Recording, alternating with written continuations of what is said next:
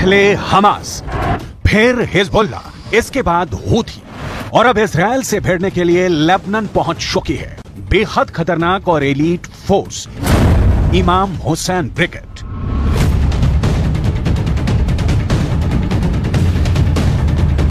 Israel के सैनिक 24 घंटे हर सेकंड आंखों में तेल डालकर इजराइल और लेबनान की बॉर्डर की सुरक्षा कर रहे हैं और ऐसे वक्त में इजराइल को एक बड़ी खबर मिली है। यह खबर नेतन्याहू के लिए मुसीबत पैदा करने वाली है। इमाम हुसैन ब्रिगेड को सीरिया से लेबनान में शिफ्ट किया जा चुका है और लेबनान के अंदर इस वक्त इमाम हुसैन ब्रिगेड को मौजूद बताया जा रहा है।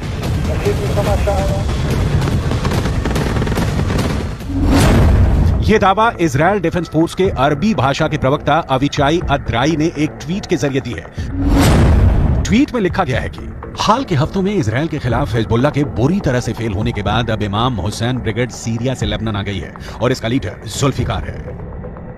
इमाम हुसैन ब्रिगेड को भी ईरान फंड करता है और दावा यह किया जाता है कि यह इमाम हुसैन ब्रिगेड ईरान के सबसे ताकतवर सेना इस्लामिक रिवॉल्यूशनरी गार्ड को रिपोर्ट करती है। इमाम हुसैन ब्रिगेड का सीधे लेबनान में पहुंचना गुरुवार को लेबनान से एक बार में लगातार 19 हमले और फिर शुक्रवार को हिजबुल्लाह के चीफ नसरुल्लाह की फायर ब्रांड स्पीच से साफ है कि मिडिल ईस्ट में अमेरिका और इजराइल के लिए खतरा बढ़ गया है। في جبهتنا اللبنانية مفتوحة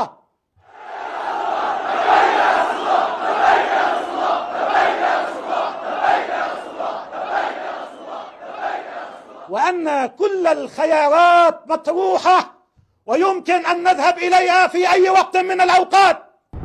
ईरान के राष्ट्रपति इब्राहिम रईसी पहले ही चेतावनी दे चुके हैं कि गाजा पट्टी को क्रॉस करके इजराइल ने रेड लाइन क्रॉस कर दी है।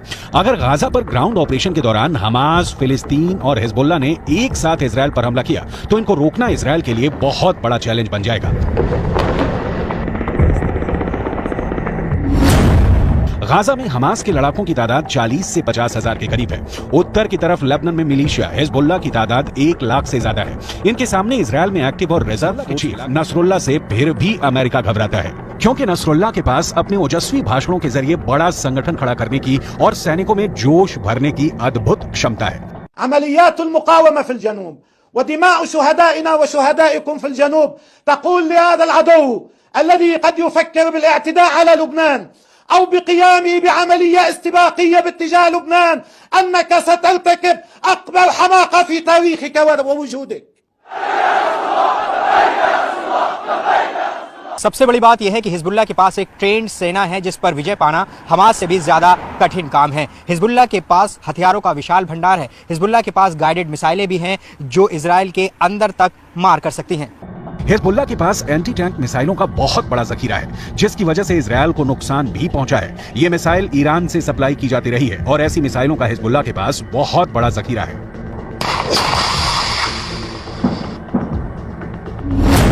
हिजबुल्लाह ने 3 तरह की एंटी टैंक गाइडेड मिसाइल इस्तेमाल की।